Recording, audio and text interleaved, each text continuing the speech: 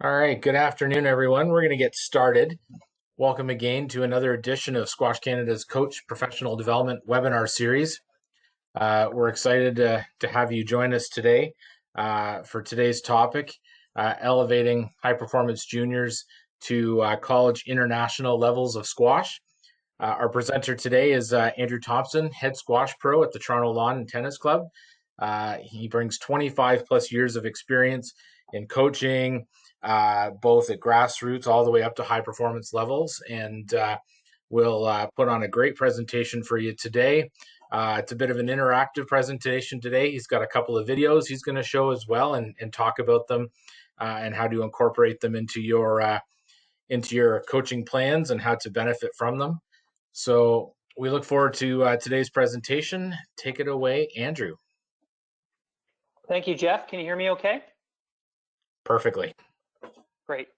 So thanks, Jeff and Squash Canada, for hosting me again this week. It's a pleasure to be here, and welcome everyone to Elevating Your High Performance Juniors to the College Level and Beyond. As Jeff mentioned, my name is Andrew Thompson, and I'm a certified provincial coach in the competition stream, for those of you who don't know me. And yep, been coaching for over 25 years. And even though I do all levels of coaching, my passion definitely has been high performance because of my own game initially, and then as a coach later on. So my first high performance experience came in a long time ago. I won't even tell you what years, in the 90s. At Mirabel Racket Club, I coached the Quebec junior and female champions. And shortly after that, became involved at McGill as the head coach of the varsity men's and women's squash teams, before moving to Toronto around 2000 as became the head squash pro at the Toronto Lawn Tennis Club. Did that for 12 years before becoming the athletics director a few years ago. And I still, even though I'm not a full-time pro anymore, I still do coach high performance players, some top juniors, and some young, early 20 aspiring PSA players, which is always fun to do. Today we have 160 junior members in our junior program, and a 4-year wait list to get into the program. It certainly wasn't where we started, and I talked about that last week, but I just give you those numbers so you can appreciate why we have sort of the number of high performance juniors that we do now. It takes a long time to get to that. And we have, players who've gone on to be on the national team, win provincial and national championships.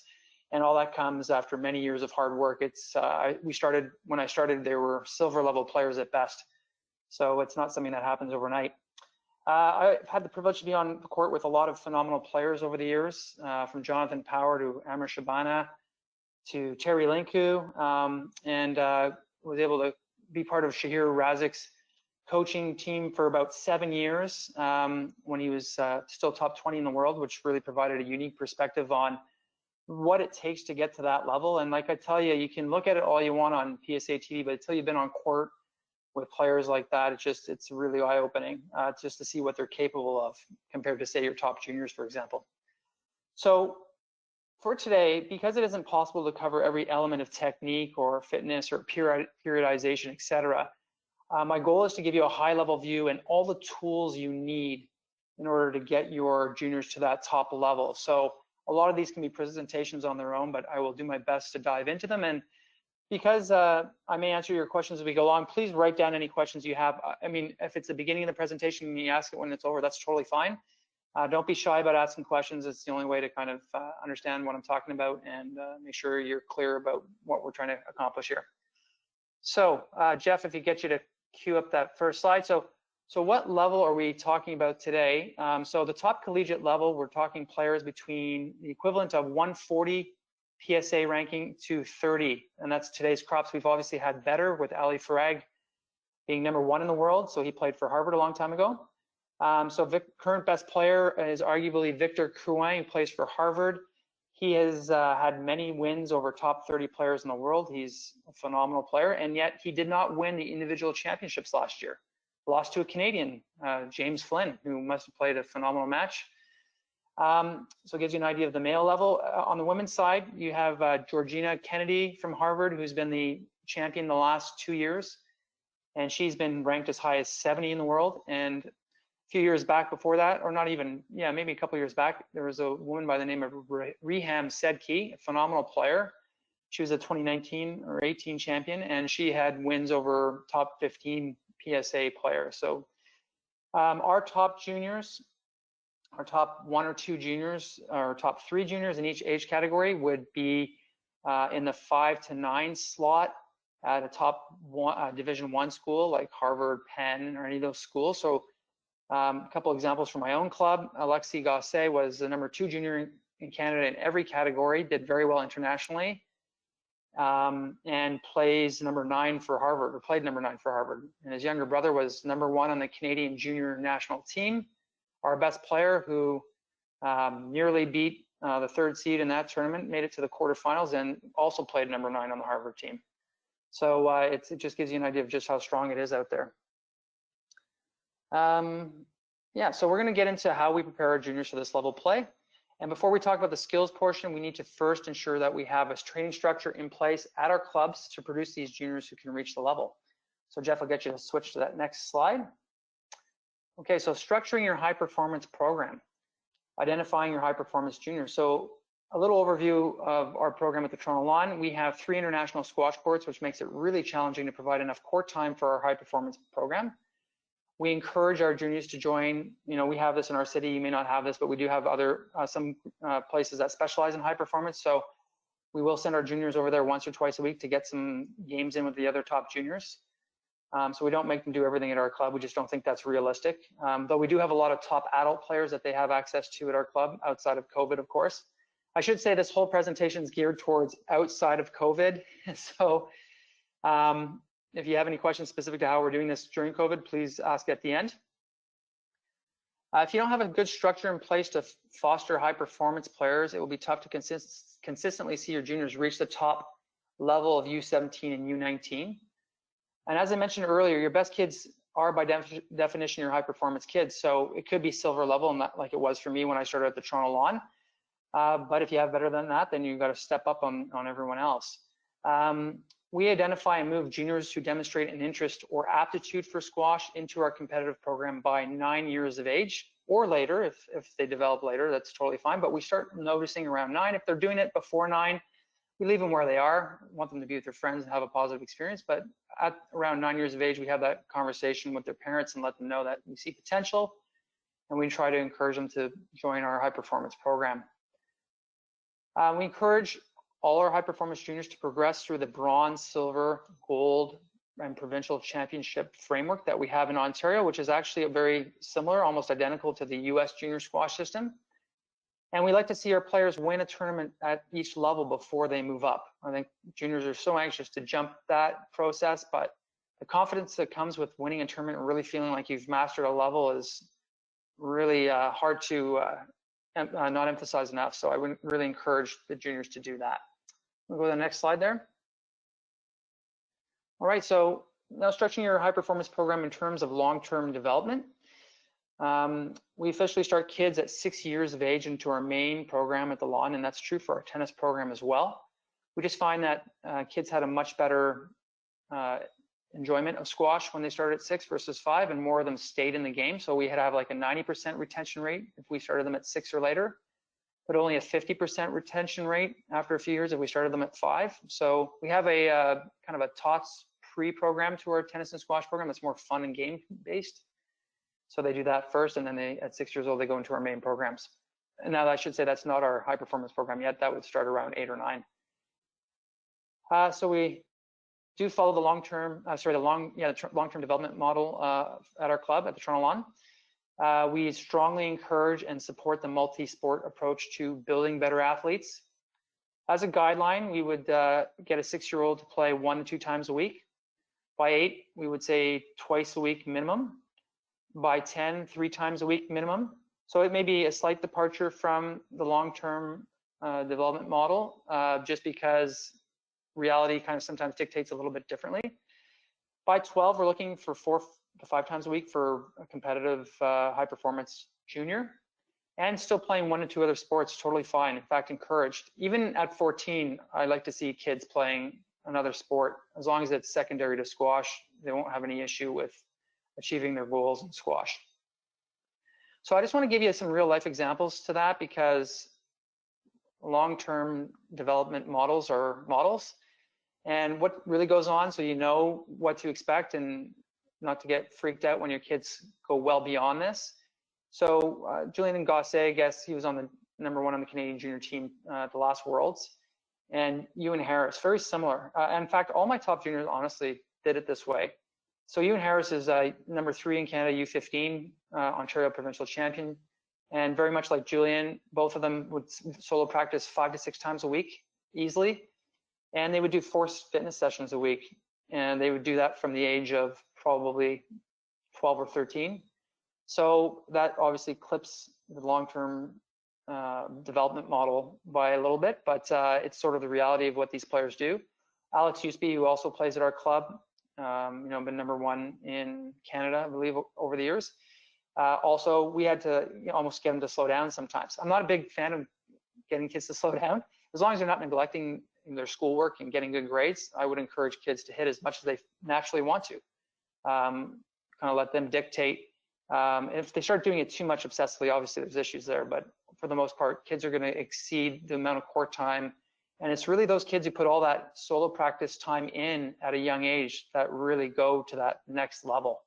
And after doing it for 25 years, I can say the one consistency is volume. And I've got a formula that I like to tell people: volume times talent equals greatness. And volume, so the second part of that formula is volume times no talent equals really, really good. I always say pretty damn good anyways. So volume is really the biggest precursor of reaching that higher level of skill. So next to that next slide there, please, Jeff.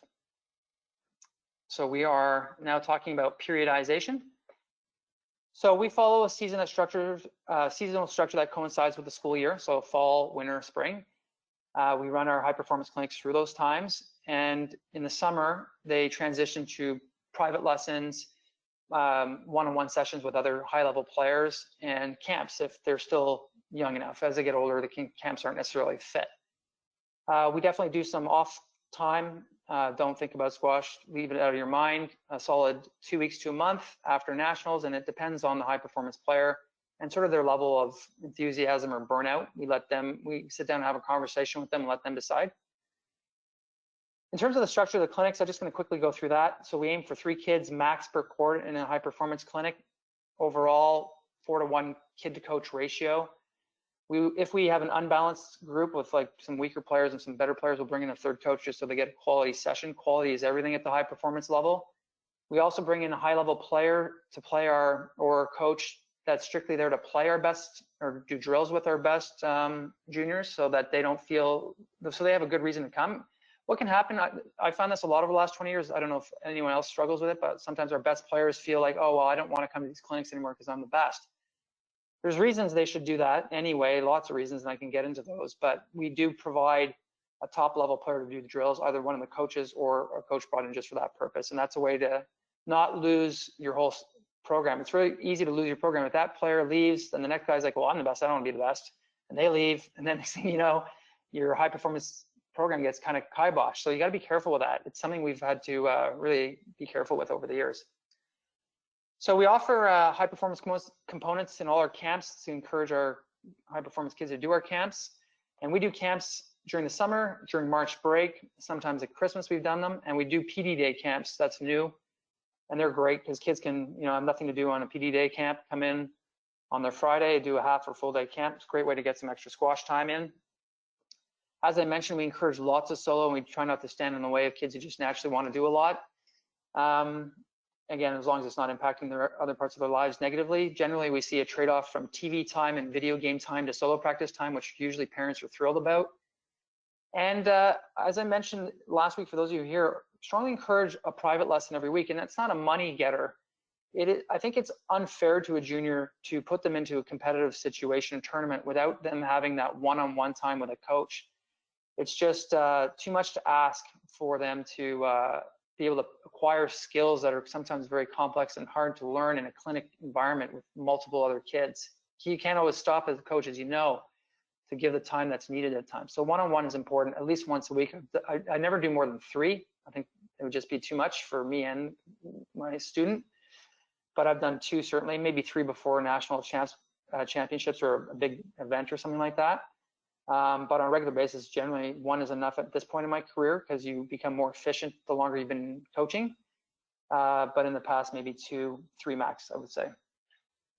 Just last point on this slide, we periodize training throughout the year leading into the competitive season in order to peak at nationals as we are taught in our coaching courses.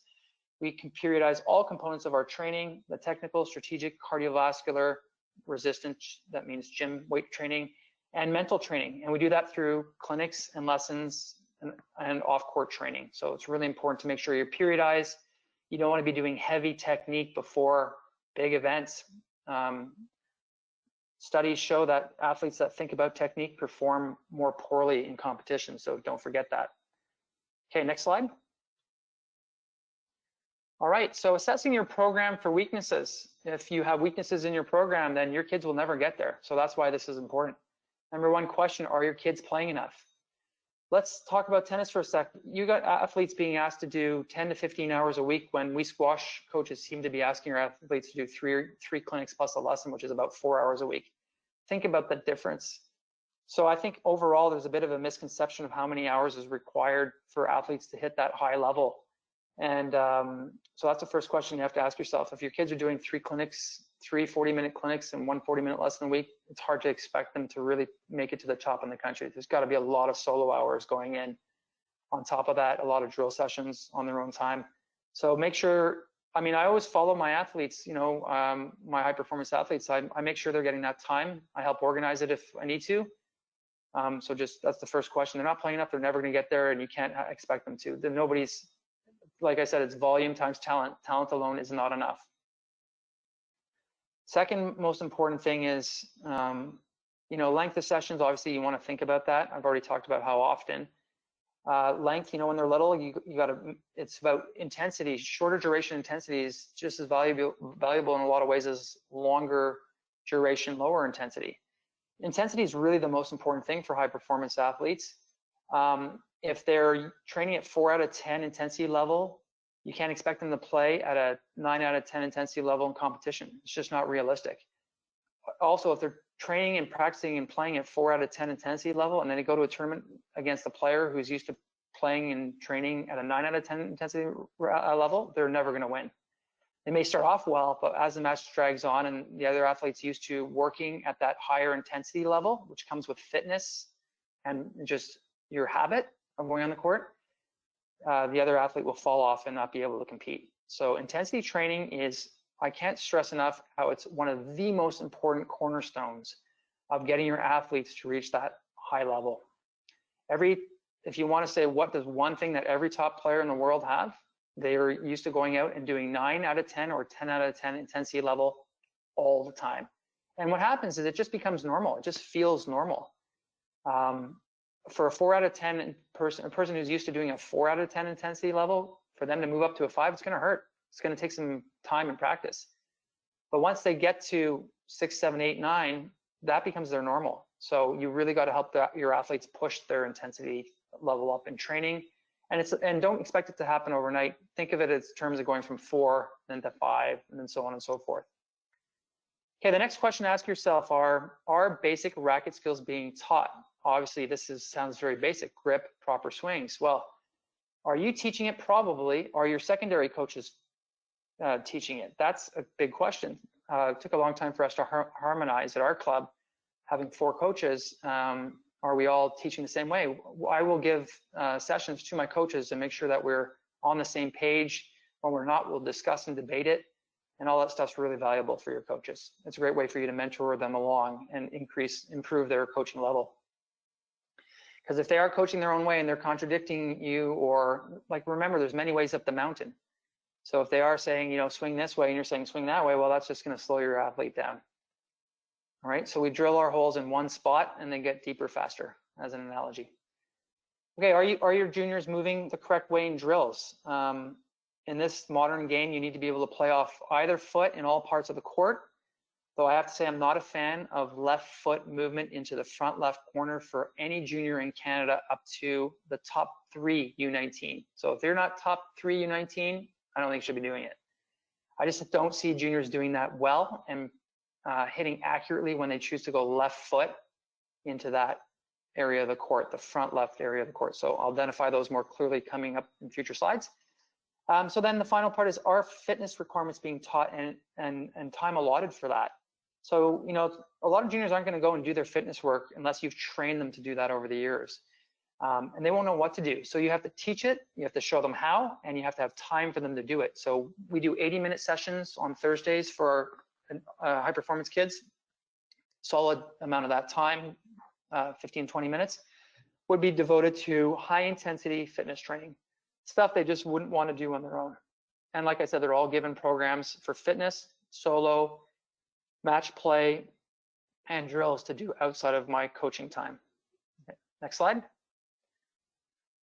All right, now we're going to get into I felt like the first 7 slides here were sort of like the less interesting part of this presentation. I mean, because I'm also very fascinated with the, you know, player strengths and weaknesses, so we're going to get into that.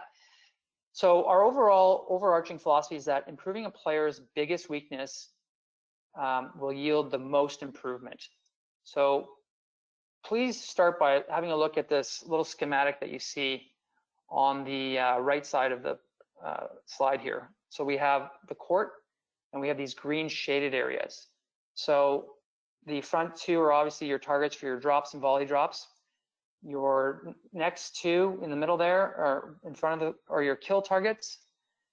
And the back 2 are your attacking length targets. Now, if I was to put 2 more on this slide, they would be behind the attacking length targets, and they would be defensive length targets. All right, so we're going to talk a lot about these targets as we go along, because it's one of the most important fundamental things. Squash is ultimately an accuracy game, all right? With movement being obviously very important. You have to be able to do move well and still be accurate from all parts of the court. Okay, so how often do your players hit these targets during a rally? We're going to get into this in depth today, because it's probably the most important thing that I'll be talking about today. First of all, to assess your players, you need a standard. So the recommendation is to use a top 50 player as a measuring stick for accuracy, movement, and fitness. Some basic questions you need to be asking: are your players as accurate compared to the top 2 to 3 players in their age categories? So in Canada, we have to recognize that our junior level is quite low right now. We don't typically do that well in international competition. Usually getting past the 2nd or 3rd round is quite rare for Canadians. So it does happen. We have a couple exceptions, but overall the level is low. So it may not be appropriate to compare to the top 2 kids in Canada. Sometimes you may have to go top 2 in North America or beyond that, or like I said, using top 50 players as an ultimate standard. The kids are obviously going to be expected to replicate that standard, but they're going to be aiming for it. So 2 types of accuracy: static accuracy first, then dynamic accuracy. So I'll get more into this later on, but in brief, static is just standing on the tee, hitting a ball that you feed to them. How do they do when they don't really have to move much? Dynamic accuracy would be when they have to move really quickly to the front corner to retrieve a pressure shot. Okay, can they still hit these targets in those situations? So in order for this to happen in our program, we have a solo practice designed to help them count how often they hit these targets and record the results. And we had one of our former pros was Scott Arnold. He was number 50 in the world, phenomenal player, incredibly accurate. We had him do our solo routine practice, and write down his results so that the kids could then try to achieve it. So you coaches can do that yourself. You would get on court, or your best player, have them record it, publish the results for everybody on the piece of paper so they can see what they're aspiring to achieve. And it's a great motivator for kids to do. This is what I would refer to as a structured solo practice routine. So when you're juniors, so when you assess your juniors for accuracy, you need to ask yourself, are their drives going from the front wall to the floor without clipping the side wall? So front wall, floor. I was taught this as a junior by my coach, and it's so important. If your drive hits the side wall, you slow it down, give your opponent the opportunity to get to it, and also open yourself up for the cross-court attack. So you have to be very careful. So a front wall, side wall is, I mean, if they're hitting sidewall, I wouldn't want to see that from any of my U15 to U19 players. I'll tell you, Ewan Harris right now is constantly practicing front wall floor drives all the time. It just is such a game changer. It seems like a really subtle point, but it is hugely important at the international level. And that would be true for your drops and volley drops as well. So the next question, ask yourself, are your players moving correctly to retrieve efficiently from the 6 primary parts of the court? And I'm just saying primary parts of the court would be in coinciding with those targets. And are they accurate when they are retrieving from the 4 corners of the court and the middle? So that's what you want to assess. So if I was to take any one of you onto a court for a squash lesson, I'd put you on the tee. I would then feed you mid-court drives and see if you can hit these targets on all your shots, your drives, your kills, your drops. I would start off with drives, to be honest, and then I would go to cross-court drives. If you're hitting your targets, great, in a static position from the tee, then I would move you to the front part of the courts. Can you do it from there? Can you do it from the back parts of the court? Can you do it when I start to put a lot of pressure on you? Where do you break down? I guarantee you, everybody breaks down. Now, some players don't break down easy enough. You know, Shahir Razik, was ridiculous how I had to hit my absolute best shots in order to get him to be pressured and not just be able to return it very accurately. So you will, there's creative ways. We'll talk about creative ways to pressure. Like, I've coached players better than me. Obviously, Shahir is much better than me. And there's still ways to be able to do a good session with them. So we'll talk about that a little bit later. So the last question on this slide is, are your players fit enough to sustain their accuracy and movement throughout the full length of a competitive match? So are they moving the same in game 5 as they did in game 2? So overall, what I want to just say to summarize this slide is, it takes a lot of assessment to determine if you are working on the things that will yield the most amount of improvement for your players. You need to be always assessing them all the time, because what they can do, what they can't do one day, they can suddenly do the next. So I would say, if there's one thing that I do differently than most coaches, I think it's just tons and tons of assessment. And this was taught to me by other coaches who were great mentors to me over the years, and just through obviously practical experience. All right, moving to the next slide. Okay, we're gonna watch a little 2-minute and 20-second video clip with Ramy Ashour and Greg Gauthier. And I guess we kind of discovered that the slide here is not gonna be yielding any sound, so I'm gonna do a little bit of a talk over. So what I'd like you to have a look at is how often these players go front wall floor on their drives, and how often they reach the back of the service box on their drives. And this is a really long rally, so it's a 2-minute rally, but there's so many great examples of great widths and great cross courts. And one last thing to note is, watch what happens when they actually hit their drive too short, because these guys make that mistake too. The other player will get the opportunity to get in front and to attack. So Jeff, roll it. Let's roll the film here and have a quick look.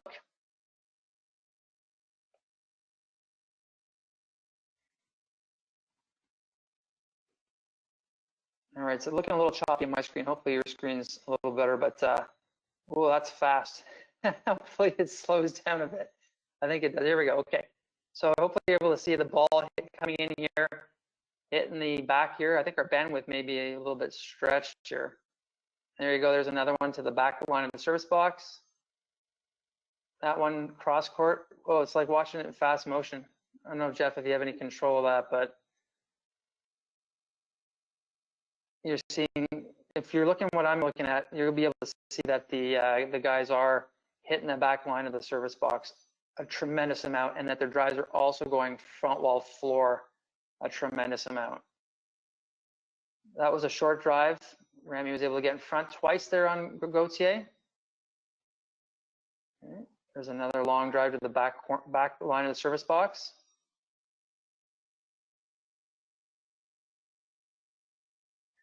Now, when the players are hitting higher clear, they may hit the sidewall on purpose. That's a very subtle situation. If you have any questions about that, we can talk about it at the end. Like Greg did it there. He just wants to make sure he gets it by Ramy, forcing him to the back corner.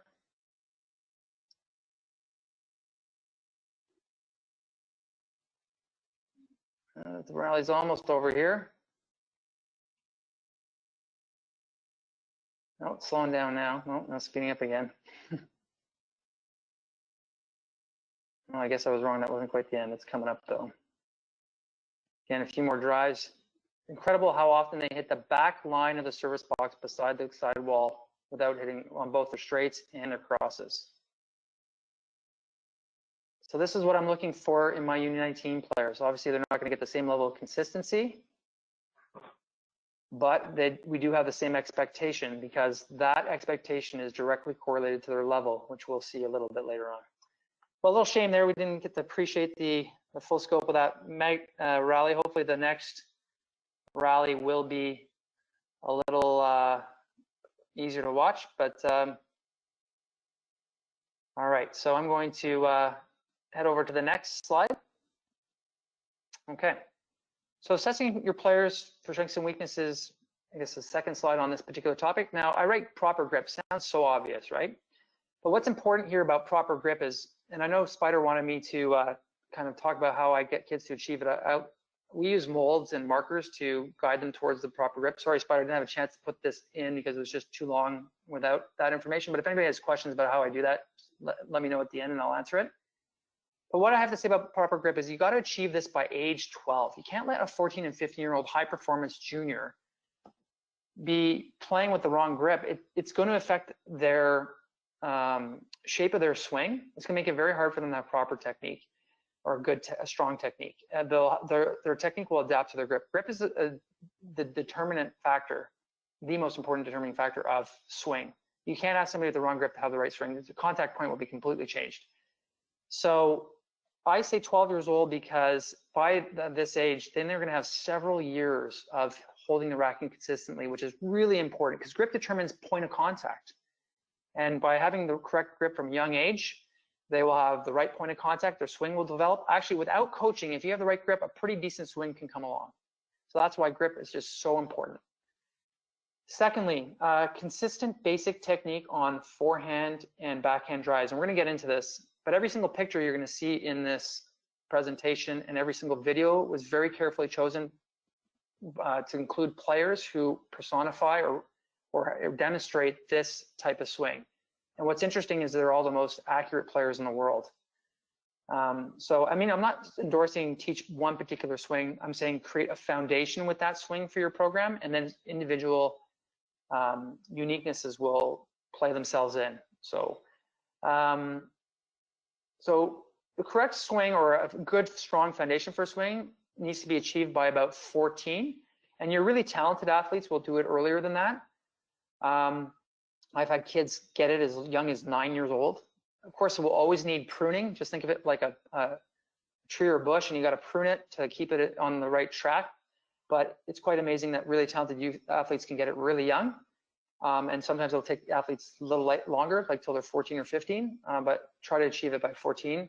It's because, again, they need years of practice with that swing. And it's something that Graham Riding talks a lot about. And Graham's a member here at the club and had lots of great chats with him about this kind of thing. He's very passionate about getting the right swing early. He felt that his career was hampered a little bit by not getting his technique as early as he would have liked on his backhand side.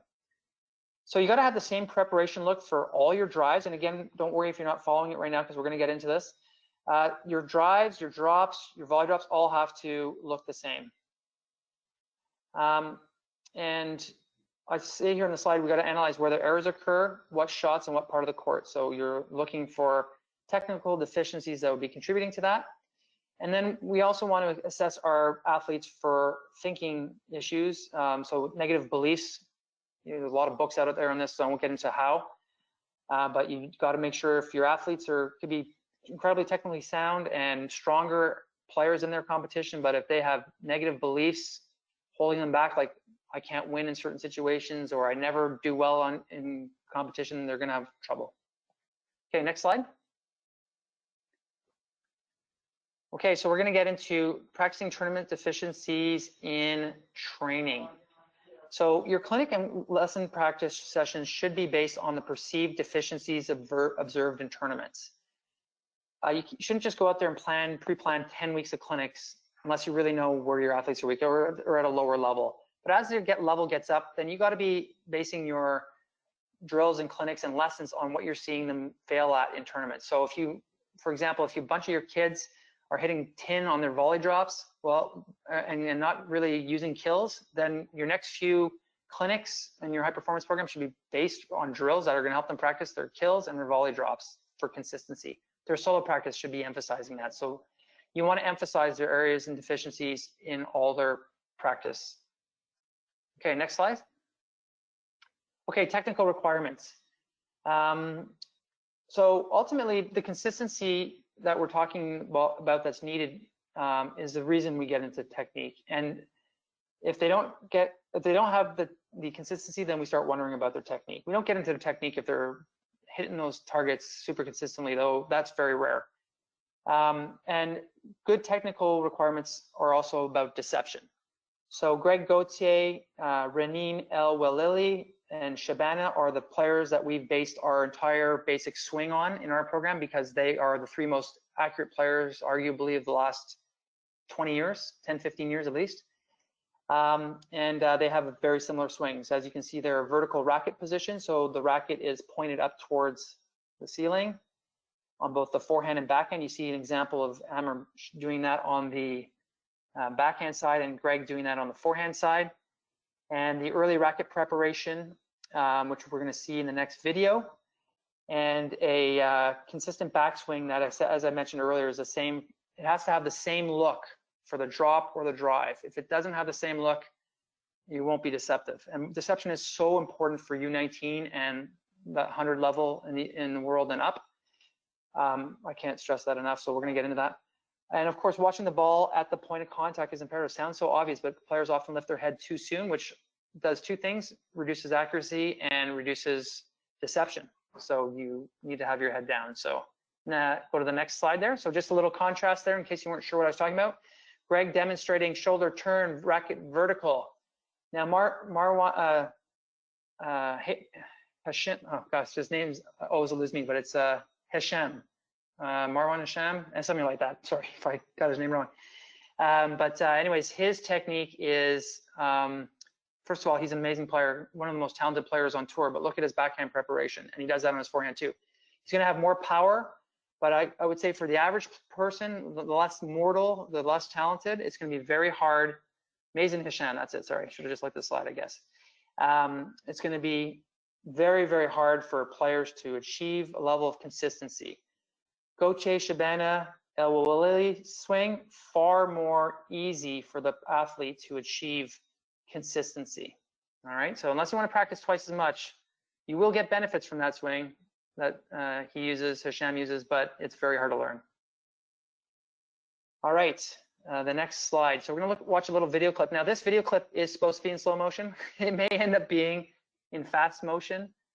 So I'm gonna get Jeff to play in a sec. I just want to say it's about 90 seconds long. It isn't filmed well at all, but I loved it because it was such a great opportunity to look at little details like how they keep their head down, particularly on drives that they're trying to make it look like they're going down the wall, but they're going cross court on. They really keep their head down long after the ball's gone in order to really amplify the deceptiveness of it.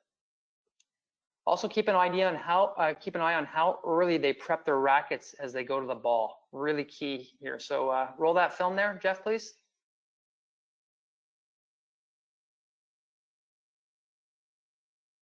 So here we have Shabana going back. Look how early the racket's back, long before he gets to the ball. He brings it up a little bit more before he hits.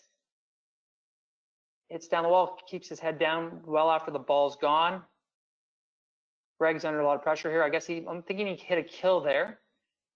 Now he's going to pop off the slide here a little bit, and it's a little bit hard to see for a split second here. Not really, it doesn't really matter because you can see how much he keeps his eye on the ball. He hits a drive there. Greg comes back. Now watch Greg here. He goes cross court on this ball. Look how much he keeps his head down. He's under a lot of pressure there. Very deceptive though. So he did that on purpose to buy himself a little extra time. Wanted it to look like it's going down the wall, so made Amer a little bit late. Look how early Amer's racket's already back. Just a little adjustment there before he hits. I think he goes cross court on that too. So same thing, keeps his head down a really long time. Here comes Greg. Look at the shoulder turn. Look at the vertical racket preparation. Takes it in for the volley drop here. And I think Amer just struggles here. That's basically the gist of what I wanted you to see here. I think it ends in a let here on this next shot. So yeah, we can skip to that next slide. Yeah, that's the end of the rally there. All right. All right. So performance requirements. Okay. Probably the most important part of the presentation. Many years ago, I measured several of the top players in the world. Nick Matthew, Jonathan Power, I believe I did, just out of interest, Greg Gauthier. And I took their 25 best rallies. I took these targets and I measured how many times they hit these in a row before they miss. And these guys would, the top #1 in player time, Nick Matthew, would do it 6.2 times in a row before he'd then miss the target. And that didn't mean hitting the tin or anything. It meant just missing the target and then doing another 6 in a row. Unbelievable. Greg Gauthier was #4 in the world at the time, and he would do it 5.9 times in a row on average over his 25 best rallies before missing the target. Go down to #30 in the world. That number was 3.8 times they'd hit these green targets on average before missing. And then I was on court with Robin Clark at the time, a long time ago, when he was 70 in the world, and he would do it 3 times in a row before missing the target. I measured myself just as a point of interest, and I was like in the 2s, I think the low 2s. So it was an incredible measure of how accuracy is directly correlated to level. So when accuracy is high and consistency is high, level and world ranking are good. So #1 in the world has 6.2, #4, 5.9, #30, 3.8. Look at that drastic fall off. It shows you just how insanely good those top 4 players are. And then #30 in the world to #70 in the world only drops from 3.8 to 3.0. So it's incredible how the top players are so much better at this. So the #1 mistake I see by Canadian juniors and even our senior players at the moment is hitting their length too short of these targets. Just because you hit the ball hard doesn't make a short length good or excusable. It's incredible, that misconception. You think, oh, I hit it really hard and it was tight and it didn't hit sidewall, but it wasn't a kill and it wasn't really a good length. And that gives the other person the opportunity to get ahead and attack. And that includes your cross courts. If your cross court doesn't go into that green area or the wall just past it, you will be in a lot of trouble. Cross court has a potential to be the most powerful shot on the court and also will cost you the point if you hit it badly. The #2 error, as I've already harped on this a few times, is length's got to go front wall to floor. And in fact, all your drops should be going front wall floor before sidewall too, or else they kick out and your opponent gets a cross court opportunity at that, which you don't want to get. And the #3 error I see is the head lifting too early, and that's really problematic for deception. You telegraph your shot and where it's going to go, and several of our top players in Canada do that. Current players do that at the moment, unfortunately, which makes them easier to read. So if they, there's videos of some of our top players playing some top 10 or 20 players, and the top 20 players are able to read them and get on their shots really early. So I often break length down into 3 categories: attacking length, which is where those back green targets are; defensive length, which would be just past those; and then everything else is bad length. So it's just a way to get into your juniors' heads that they got to achieve those targets. Okay, fitness requirements. Okay, so squash is primarily an aerobic sport. That might be a surprise. You may think it's anaerobic, but it's not. There's not enough rest time between rallies for it to be consistently anaerobic. It's anaerobic at the beginning of the match, or beginning of each game, but then quickly transitions into aerobic. So there's 3 types of training you should be doing. Your base building, so 40 minutes or more, according to the experts, in order to get physiological changes. And a good measure is running a 10K in 40 minutes. Type 2 would be anaerobic threshold training. I've done some great courses with some PhDs in this stuff, and I questioned them a lot, and they were really emphatic in their answers. So to give you an example, several top players would say that they've got to run a 5K in less than 20 minutes to know that they're fit. So that's a great standard for that, if you're looking for standards for your athletes. And then sprint recovery. So these are when we go out and we do our 1 minute on, 1 minute off at the beginning of the season, or 30 seconds on, 30 seconds off. As the season progresses, we go down to like 30 seconds of hard work with 15 seconds of rest. And we may go 60 seconds of hard work, 15 seconds rest. And that's part of our periodization. So I developed a ghosting protocol I'm going to share with you today. You see those 6 balls on the court in that schematic that you see on the slide. Athletes need to ghost 12 times. So they'll do the front 2 corners and the middle 2 corners and the back 2 corners. And they'll do that again. So they got to do, so that's 12 ghosting movements without the ball to those parts of the court. And they need to be able to do that in between 25 and 28 seconds for the high performance top U19, U17 level. And to show you the fitness requirement, they've got to be able to do that at least at least 15 times in a row. Now I had one of my juniors who probably, or one of my players who's probably about 140 in the world caliber right now. He did 25 seconds or 24 seconds his fastest one, and he did 30 sets in a row under 30 seconds. So 30 minutes, and that's a testament to the level of fitness required at that level. The ball placements are important. The front two balls are 2 racket lengths from the front wall, and the back 2 balls are 2 racket lengths from the back wall, and the 2 middle ones are not so important as long as they're in a consistent spot. So I really recommend doing that. It's a great tool to measure the fitness level of your athletes. Your U15s, I should be able to do 10 of those under 30 seconds each. Okay, teaching deception. So this is a high level view because obviously, like a lot of these topics, it's a presentation unto itself. But that junior I was just talking about, that's him there. His name is Will Harris. He went to Spain and trained with some top PSA players over the last few months. Yes, during COVID, I guess after the worst of it was over. He's demonstrating the straight drive position. You have to show a straight drive position. Martin Keith talks a lot about this in his own kind of words, but if you don't threaten with that straight drive position, there's no worry from your opponent that you could hit a cross court. So in this picture, Will is going up and showing a straight drive position. And he can hit straight from that position, or he can hit cross from that position. He will keep his head down. It will be very hard to read.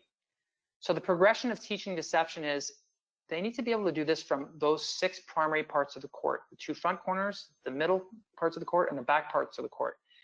They need to be able to show a straight drive and hit a drop, hit a cross court, hit a boast as your basic starting point. And they need to be able to do that from all 6 parts of the court.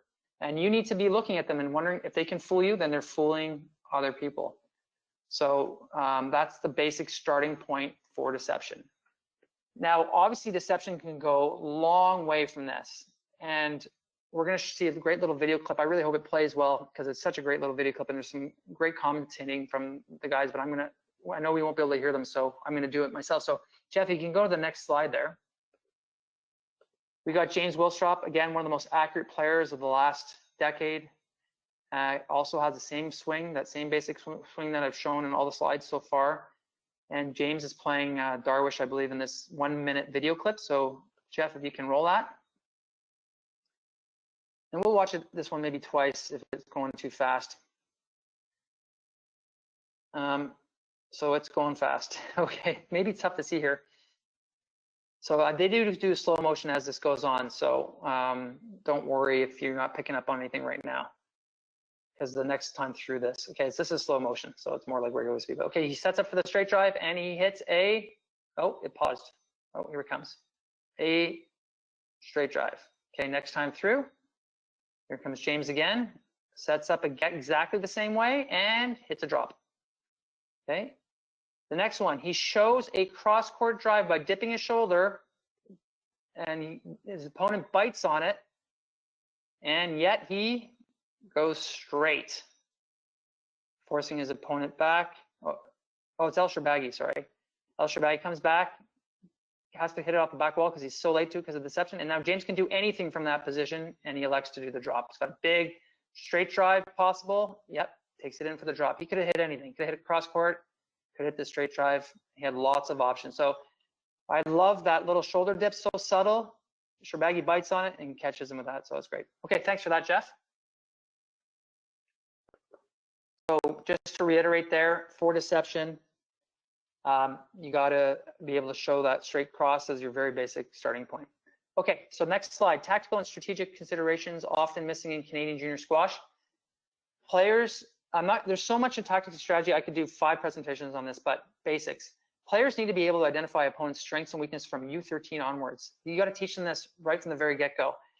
And they need to be able to then think of the tactics that they're going to need to use. So U11 is so great. It's so simple, right? Oh, the guy can hit a good forehand, but not a backhand. So your U11 player, you want to lead him to seeing that and then deciding what he needs to do and teach him how to think for himself, because coaches get to coach between 90 seconds between games, but they do not, the whole game's over by then. Your athlete needs to be solving these as they go along in each point. And as it gets to U19, obviously it becomes a lot more subtle and a lot harder to determine. So they've got to start young. So get your players identifying their opponent's strengths and weaknesses. That should be a question asked between every coaching opportunity between games, and then have them come up with the answers. You know, not right away, obviously you teach them, but over time. And the next big tactical thing that just really hurting us as Canadian juniors is too many cross courts from the front. So predictable. They got to play more straight from the front. And then again, they play so many cross courts from the back. Even our U19s are guilty of this. If the top pros will play more like 50-50 from the back, cross and straight. Obviously, they're going to wait for the right time. So that's important to teach them. You don't force it. But they got to be playing way more straight from the front two corners when they're driving from those front two corners. Too many cross courts, too predictable, too readable. All right, I've shot over as I always do in these presentations. But the last slide here, preparing for college and the pros. So we've talked about the accuracy requirements for the top level, talked about the fitness requirements. I gave you a fitness drill to measure it, which actually is also an intensity requirement, because if you're not doing it intense enough, you're not going to succeed. And we've talked about the basic deception requirements that our juniors have to have if they want to make it to this level. Here are some additional things to consider. So pressure sessions, they've got to happen. So as I mentioned, eventually your players are going to get to the point where they're so good, they should almost only be doing pressure sessions all the time. Just warming up with basic routines. It's got to be pressure because they're not ever going to be competing in anything less. As I mentioned with Shahir, feeding him for 7 years, 3 times a week, it was because he was much better than I was. We had all kinds of drills that we developed in order to simulate playing a top 20 player in the world. So they usually involved him having hardly any shots and me having every shot. So we had one drill where I would be behind him. I could hit anything I wanted and he had to play straight only. Another drill where I'm in front of him and I can hit anything and he's got to volley it first and then hit a drive and then boast it back or drop it back to me in the front corner so I can do it again. So it's about coming up with really creative ways to create tremendous pressure. The pressure in practice should meet or exceed anything that they're going to be seeing in competition. So if you're not doing that now and they're doing boast drive and rotating T and it's just without pressure, you're not doing them any favors. There's got to be high pressure and high intensity in all their training. So second thing is train like a pro. By U19, U17, plyometrics, hill sprints, track work, 100-meter sprints, 50-meter sprints, 200-meter sprints, and so on. They've got to be doing all of that, and they've got to be doing their strength training in the gym. And we're doing that all by U17, U19. We're doing that by U15, to be honest. There's a lot of myths around that, but there's no science. Science supports it. Says that athletes get stronger from doing it. There's no issue for growth. I don't know. That's a really old myth. I don't know if anybody still has that, but if you do, just ask me about it in the question and answer period, which is about 5 minutes long at this point. And then last thing to say is the competition at the university Division I level is highly aggressive, and it's professional players who block physical play, trash talking. You got to prepare your athletes for this. Visualization is a great tool, but it's ugly at times. And this team situation is incredibly intense. Screaming fans, yelling, slamming on the walls. It can be incredibly intimidating playing for that win when the teams are tied 4-all. So again, you got to prepare your athletes for this. Okay, sorry about the length of this. We'll jump over to some questions. I see Thomas has got one there. I don't know, Jeff, if you're able to Yes, let me know if any other questions come in. Yeah, thank you, Andrew. I'll welcome any questions that we get, and we'll start with Thomas King's question. Really, just to summarize, he's from Saskatchewan, as many of you know, and he's wondering, Andrew, what do you recommend as a starting point in recreating something similar to the bronze, silver, gold, and then up to provincials tournament structure for Saskatchewan? Or is there anything else you could suggest that they can do in their province that doesn't have the same number of kids competing like we do here in Ontario? Yeah, so it's you got to start obviously with that grassroots level and get little one-day competitions going, and that would be the equivalent of a bronze. It can be done against other clubs, or it can be done in a more formal tournament setting. It really doesn't matter like if the level of the province overall is low, because it's where you start. Like I said, at the Toronto Lawn, the level was so low with our juniors when I first got here, the low silver level, but that's just where we started and where we built from. So whenever I arranged something with another club, I would just let them know, hey, this is the level of my players. My best player is number 18 in Ontario. So make sure your players are stacked accordingly. So yes, it's about starting with the little one-day tournaments. It's about calling it competition. So they start to get the idea. And once you start calling it competition, they start to feel the nerves that go along with that. And then right away, they're starting to prepare for it. So one day, going to 2 days, and then eventually your full-fledged 3-day tournament. So, and then the other part of that equation is, if your best players don't have good players to play, then it's all about recreating the level of pressure they're going to receive in the higher standard tournaments in other places. And that's all about pressure sessions. And you being, I know your level is quite high, so you'll be able to replicate that with your racket quite easily and pressure all the kids. But just make sure you do that, or else they won't be prepared when they do come to Ontario or go to Alberta or BC or the US to play. Hopefully that answers your question. Great, thanks, Andrew. Any other questions for Andrew? Maybe one question for you, Andrew, coming from a different sport perspective. One thing that I've noticed coming from a different sport, curling for myself, while I can't speak to the tactical side of squash like you can, what I notice that may hurt, I find hurts our top Canadian juniors is the mental temperament side of things with our top juniors, and how they are against some of our top players, against the international players of the Canadian Junior Open. Can you speak to what you think our top Canadian juniors can do to take it to the next level with respect to their mental and mental skills and their temperament to improve playing those international players that just seem to be one step ahead of our players? Yeah, it's something like Julian Gosse was a very fiery player. I think he wouldn't mind me saying that about him, and still is at times. And U13, he certainly didn't have any control of his emotions. And one thing we did with him that was very successful is that we had him visualizing all the variety of situations that could occur in competition, because he was prone to lose his mind with a bad call. So we actually had him practice that. And we actually had him do it in clinics. We would purposely have players block him or do things like that. And, I did with myself with him at first to make it fun, make a bit of a joke of it. Like, I go, okay, so I block you. What can you do? So I teach him ways to get around it, first just from a playing perspective, because when people block you, it actually makes them vulnerable to being attacked in other parts of the court. So you want to exploit that. So you don't want to see it just as a negative for you. There's actually an opportunity in it for you.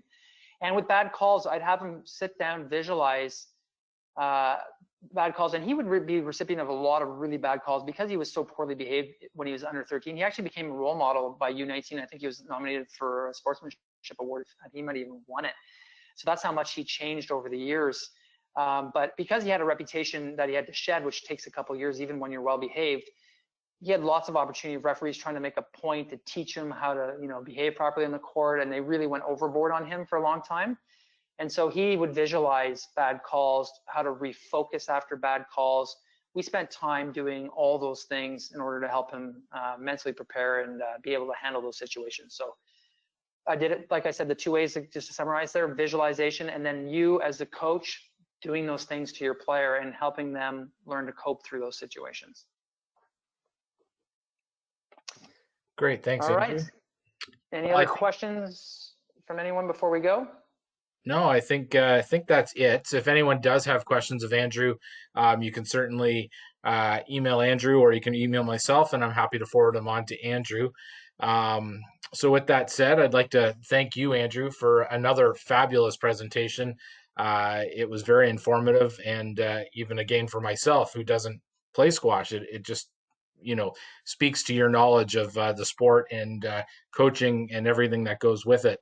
For those of you on the session today, just a reminder that the next Squash Canada Coach PD webinar is October 1st. It is a free webinar, so I can't emphasize enough, if you haven't signed up yet, to go on to Club Locker and register for our Gender Equity in Squash webinar. It will be presented by Tara Mullins, a former PSA player who's our project lead for female engagement and gender equity. And then we have on October 20th, a presentation on Don't Be a Kid's Last Coach. Those are our next two lined up. As we go into November, we'll have presentations from Sam Cornett on how to train to be a national athlete. Pat Hartunian talks about mental strength coach. And then going into December and January, we'll have other topics such as school squash, urban squash, and more. So please don't hesitate to register. And we thank you again for attending today. And for Andrew, your presentation, thank you again. Thanks, everyone. Thanks, Jeff. Thanks, everyone.